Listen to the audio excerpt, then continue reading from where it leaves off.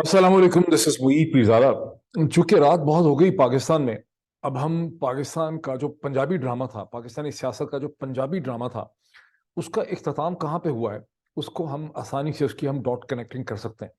और इस मौके पे चार चीज़ें मेरे सामने हैं।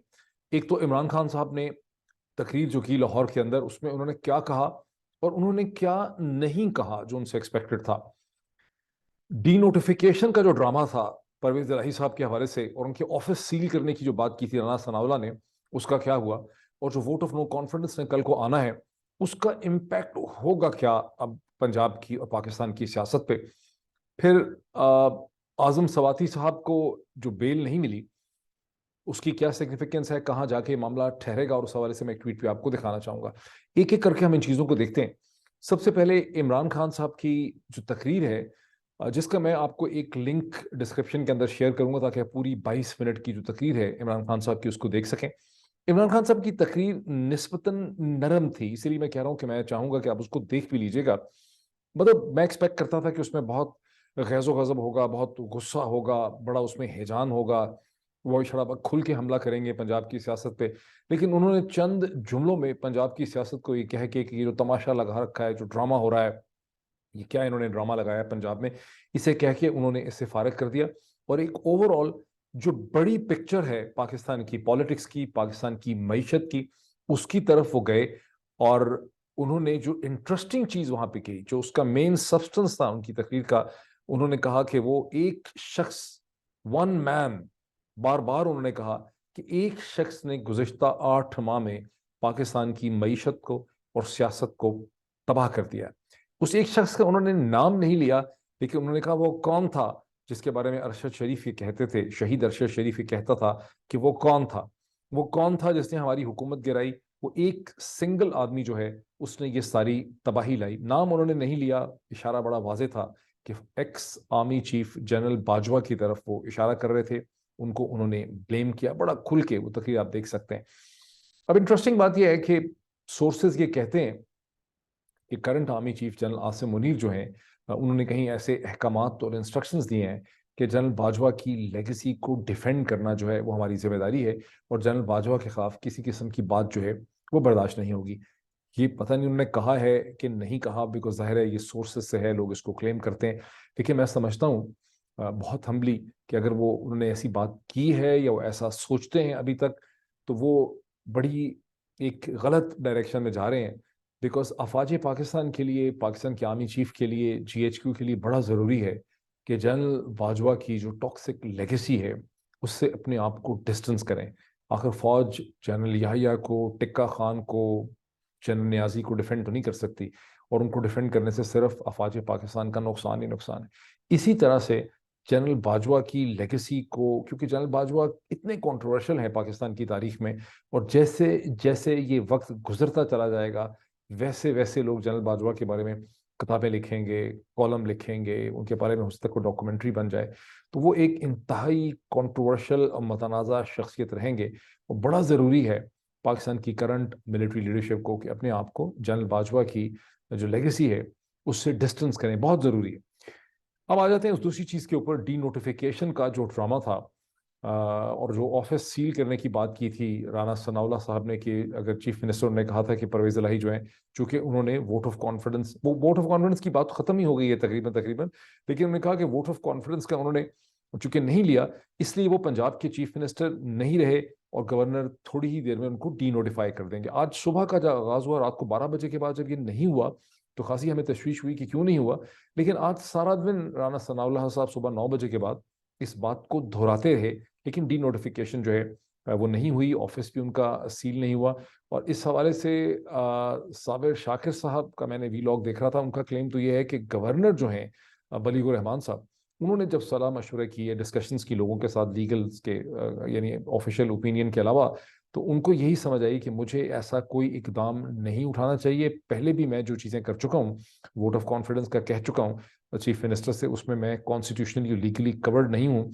और इसीलिए उन्होंने इनकार कर दिया, और अपना उज़र जो है और अपनी रिजर्वेशंस जो हैं, वो उन्होंने प्राइम मिनिस्टर शहबाज शरीफ साहब के साथ शेयर की, जिनसे कि प्राइम मिनिस्टर शहबाज शरीफ जो हैं, उन्होंने इत्तफाक किया। इस पर मजीद मैं कमेंट करूंगा, लेकिन एक बहुत इंटरेस्टिंग मैं आपको छोटा सा टुकड़ा जो है मुजीबर रहमान शामी साहब का के प्रोग्राम का आपको सुनाना चाहता हूँ, जहां अता तारड़ साहब पीएमएल के लीडर भी मौजूद थे, और वहां बात हुई कि जो मुनस इलाही का जो जो परवेज इलाही का ऑफिस सील होना था, वो सील क्यों नहीं हो सका। तो वो मैं आपसे स्क्रीन भी शेयरिंग करता हूँ, मैं हटाता हूँ, बिकॉज मैंने देखा है कि कई दफा अगर माइक्रोफोन आप इस्तेमाल करते हैं तो आप ये ट्विटर जो है उसको नहीं, उसमें उसको उसको ठीक तरह से दिखा नहीं सकते आप ट्विटर को, यानी जहां पे साउंड होती है वो साउंड आप नहीं दिखा सकते। मैं आपको ये साउंड दर हकीकत इसकी चला के सुना के दिखाना चाहता हूँ इसको। लेट्स सी कि जो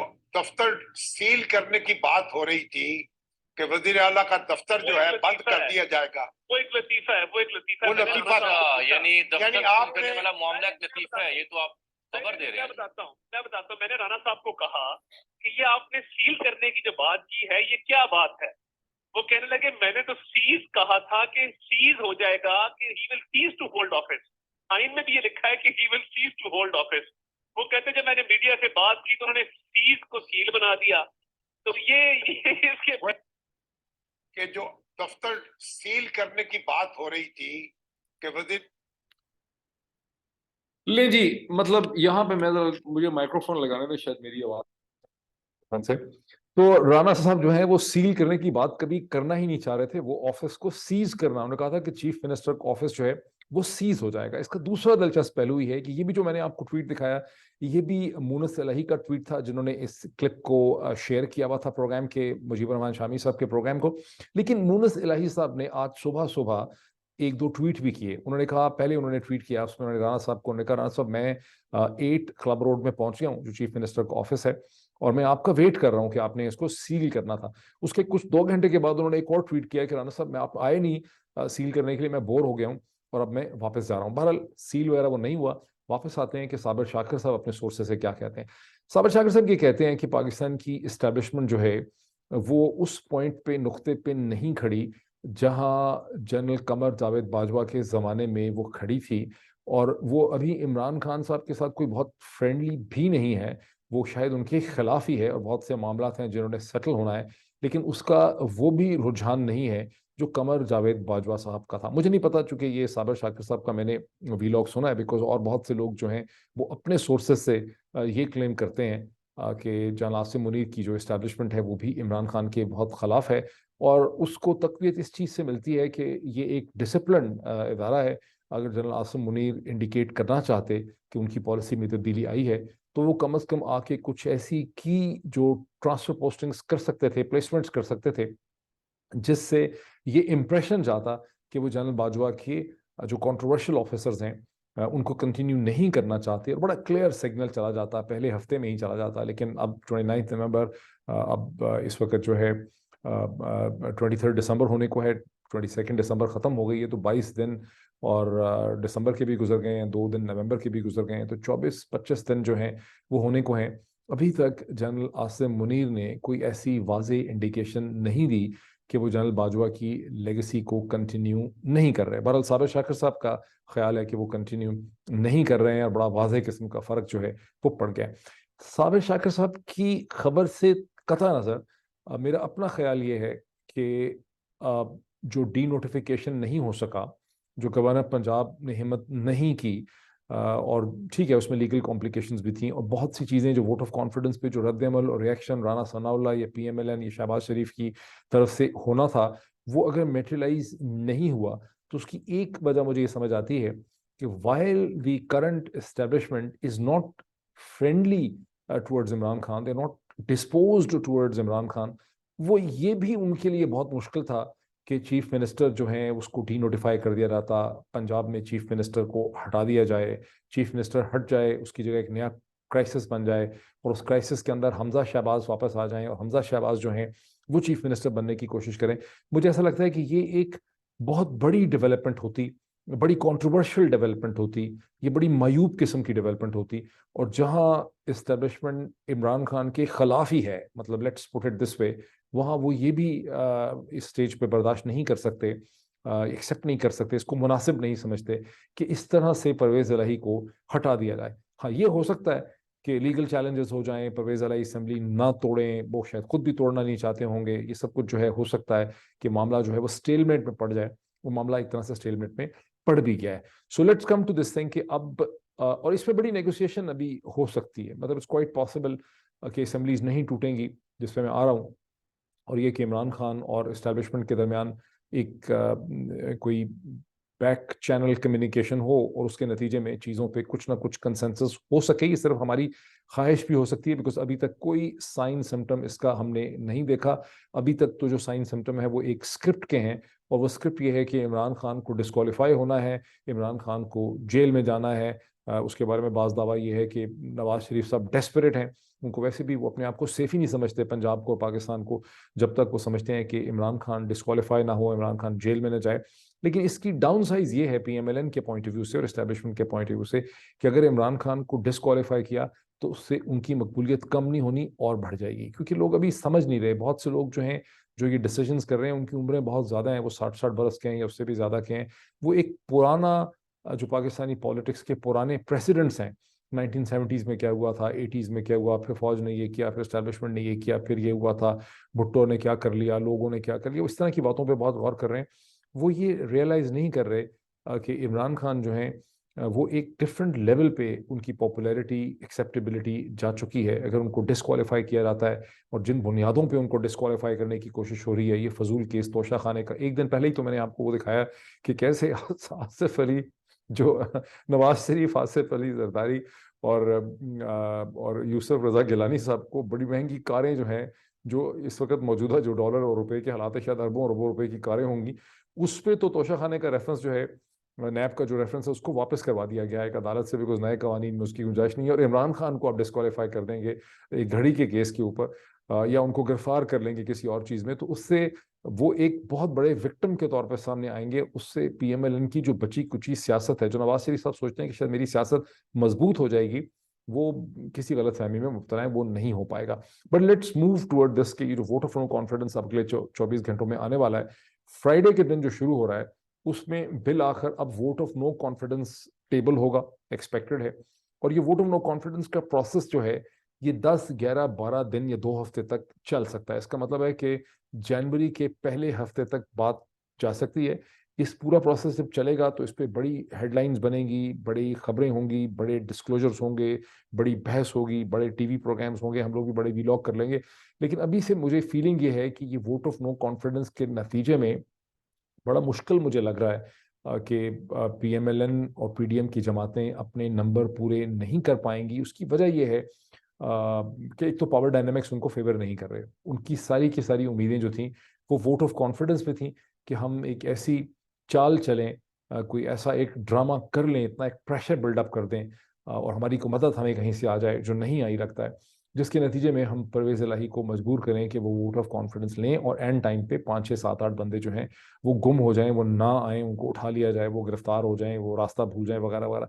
वो चीज़ जब नहीं हुई तो पीएमएलएन की तमाम जो हिकमत अमली और स्ट्रेटजी है वो खटाई में पड़ गई है। और वोट ऑफ नो कॉन्फिडेंस में बंदे पूरे करना तकरीबन नामुमकिन होगा। उसकी वजह है कि सुप्रीम कोर्ट का जो डिसीजन है जून 2022 का, उसके नतीजे में पार्टी के मैंडेट और इंस्ट्रक्शन और डायरेक्शंस के खिलाफ जो भी वोट डालेगा उसका वोट काउंट ही नहीं होगा और वो डिस्क्वालीफाई भी होगा।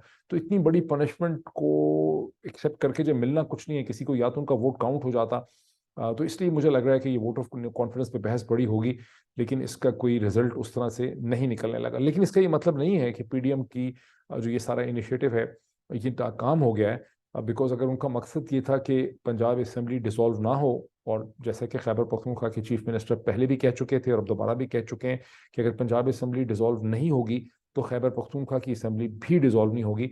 तो पीएमएलएन और पीडीएम का जो इनिशिएटिव था कि असेंबलीज को डिसॉल्व होने से हमने रोकना है, हमको डिसॉल्व नहीं होने देना, और पंजाब, खैबर पख्तूनख्वा और पूरे मुल्क को इलेक्शंस की तरफ नहीं जाने देना, उसमें उनको बहरहाल कामयाबी हो जाएगी जब ये डस्ट सेटल करेगी बाय 10th of January 2023 और by the first week of January 2023। इसका मतलब क्या है? क्या इसका मतलब ये है कि इमरान खान नाकाम हो गए? मैंने पिछले एक दो वीक, मेरा जो सेकंड लास्ट वीलॉग है उसमें बड़ा लंबा छोड़ा 30-35 मिनट का, उसमें मैंने तफसील से इसको एक्सप्लेन किया था कि इसमें इमरान खान की भी नाकामी नहीं है। मुझे बहुत शक किया है कि इमरान खान को एक इशू चाहिए था कहानी को और नैरेटिव को जिंदा रखने के लिए। और इमरान खान को भी अंदाजा था कि ये असेंबलीज को खत्म नहीं होने देंगे, बिकॉज असेंबलीज अगर गिर जाएंगी तो उसके आगे की भी इमरान खान की कोई स्ट्रगल इतनी आसान नहीं है। और इमरान खान का जो ठिकाना है सेफ, वो भी जो है खत्म हो जाएगा, खैबर पख्तूनख्वा का और पंजाब का। तो इमरान खान भी नाकाम नहीं है, पीडीएम की जमातें वक्ती तौर पे नाकाम नहीं है। This process will continue. Next last point पे मुझे आने दीजिए। सेनेटर आजम सवाती साहब की जमानत को रद्द कर दिया एक इस्लामाबाद की सेशन कोर्ट ने, अदालत ने। ये मामला हाई कोर्ट की तरफ जाएगा। आजम सवाती साहब का प्रिंसिपल कसूर वहाँ है जब नवंबर के महीने में उन्होंने 2 ट्वीट किए थे जिसमें उन्होंने जनरल बाजवा को जिम्मेदार ठहराया था पाकिस्तान में वाइट कॉलर करप्शन को लेजिटिमेसी देने में। ये ट्वीट उन्होंने उस वक्त किए थे जब शहबाज शरीफ और उनके साहिबजादे हमजा शहबाज जो हैं उनके खिलाफ केसेस जो हैं वो लाहौर की एक अदालत से खत्म हो गए। तो आजम सवाती साहब ने गुस्से में, फ्रस्ट्रेशन में ये ट्वीट किए थे।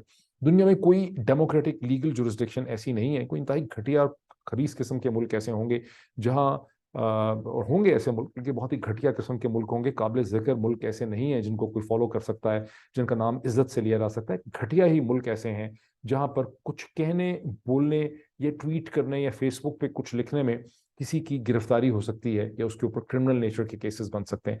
ये पाकिस्तान की सुपीरियर कोर्ट्स को डिसाइड करना है कि पाकिस्तान एक तहजीब याफ्ता मुल्क है या पाकिस्तान एक घटिया मुल्क है। इसका फैसला करना पड़ेगा, क्योंकि वो मुल्क जिसमें ट्वीट पे कुछ करने पे किसी की गिरफ्तारी हो और उसके साथ वो कुछ हो जो सेनेटर आजम सवाती के साथ हुआ है, वो मुल्क तहजीब याफ्ता कहलाने के लायक नहीं है। जिस तरह से तालिबान जो अपनी बच्चियों को स्कूल, कॉलेज, यूनिवर्सिटी में नहीं जाने देते, वो किसी भी सूरत ये डिजर्व नहीं करते कि उन्हें कोई कहे कि वो महज़ब हैं, तहजीब याफ्ता हैं। या असर हाजिर की 21वीं सदी की तहजीब में इस किस्म के माशरे की कोई गुंजाइश है जहां आधी पॉपुलेशन जो है औरत कोई मतलब क्या, वो कोई जानवर है कि वो कोई, इसे कहते हैं अछूत है जिसको आप स्कूल, कॉलेज, यूनिवर्सिटी न जाने दें। तो जिस तरह से तालिबान को कोई भी जो है अच्छी नज़र से नहीं देख सकता, इस किस्म की लीगल जुरिस्डिक्शन जहां ये इस्लामाबाद की कोर्ट ने ये फैसला किया है चंद दिन पहले, इसको भी महज़ब दुनिया के अंदर इस किस्म की लीगल जुरिस्डिक्शन का कोई मुकाम, कोई हैसियत, कोई इज्जत जो है नहीं है। और इस चीज का फैसला अल्टीमेटली मुझे लग रहा है कि सुप्रीम कोर्ट ऑफ पाकिस्तान को करना पड़ेगा। लेकिन इस हवाले से मैं एक ट्वीट आपको दिखाना चाहता हूं। This is a very interesting tweet. ये सिंगल लाइन, बहुत छोटा सा ट्वीट है। Let me share the screen. ये बहुत ही इंटरेस्टिंग ट्वीट है जो मैं आपको दिखाना चाहता हूं। मेरा ख्याल है शोएब तैमूर साहब एक वकील हैं, एक एक्सेप्टेड लॉयर हैं, मुलाकात मेरी कभी नहीं हुई। इन्होंने एक ट्वीट किया, they censor movies heavily but don't hesitate leaking explicit audio and video. Very interesting। यानी उन्होंने इशारा किया कि पाकिस्तान वो मुल्क है जहां मूवीज को तो बहुत ज्यादा सेंसर किया जाता है, आप इसे एग्री करेंगे, मूवीज, टीवी प्रोग्राम, हर चीज को सेंसर किया जाता है, नॉवलों को, किताबों को। लेकिन वहां पर इसे कहते हैं आप नंगी नंगी ऑडियो और वीडियोस चलाने में आपको कोई शर्म जो है वो नहीं आती। मैं समझता हूं दोनों चीजों में बड़ा गहरा ताल्लुक है। एक ऐसा माशरा जहां पे सीन्स ऑफ अफेक्शन और इंटीमेसी जो है उसे फिल्म और ड्रामे में सेंसर किया जाता है, उसका दूसरा पहलू ये है कि वहां इन चीजों की सेंसेशनल वैल्यू जो है और शर्मनाक वैल्यू जो है वो बहुत ज्यादा है। कंसेंटिंग एडल्ट्स अगर आपस में उनके प्राइवेट इंटीमेट मोमेंट्स हों, उसके अंदर जो इतनी दिलचस्पी पाई जाती है पाकिस्तान के अवाम की, वो दर हकीकत उनकी डेस्परेशन और डेप्रिवेशन को शो करती है। ये एक ऐसा माशरा है जिसको डिप्राइव किया गया हर तरह से, और वो उस डिप्रीवेशन में ये जो ऑडियो वीडियोस हैं जिनका इतना चर्चा है, दुनिया का कौन सा मुल्क है 21वीं सदी के शुरू में, कोई तहजीब याफ्ता मुल्क जहां इन चीज़ों की कोई खास वैल्यू जो है वो रह गई है, या इनका पॉलिटिक्स में कोई बहुत ज़्यादा इस्तेमाल जो है वो हो सकता है। लेकिन ये तमाम मुल्क जो महज़ब हैं वहाँ पर फिल्म और ड्रामे के ऊपर कोई सेंसर नहीं है, वहाँ पर वैसे भी लाइफ पे कोई सेंसर नहीं है। लेकिन पाकिस्तान में बहरहाल, I think this comment explains this situation of Pakistan. हम पाकिस्तान के लिए हाथ उठा के दुआ कर सकते हैं कि अल्लाह पाकिस्तान को बेहतर रास्ते पे चलने की तौफीक अदा करे और उसको अपनी अशराफिया से पाकिस्तान के लोगों को निजात दिलाए जो उन्हें सिर्फ और सिर्फ गुमराही और तबाही के रास्ते के ऊपर लेकर जा रहे हैं। Thank you so much. फिर आपसे मुलाकात होती है।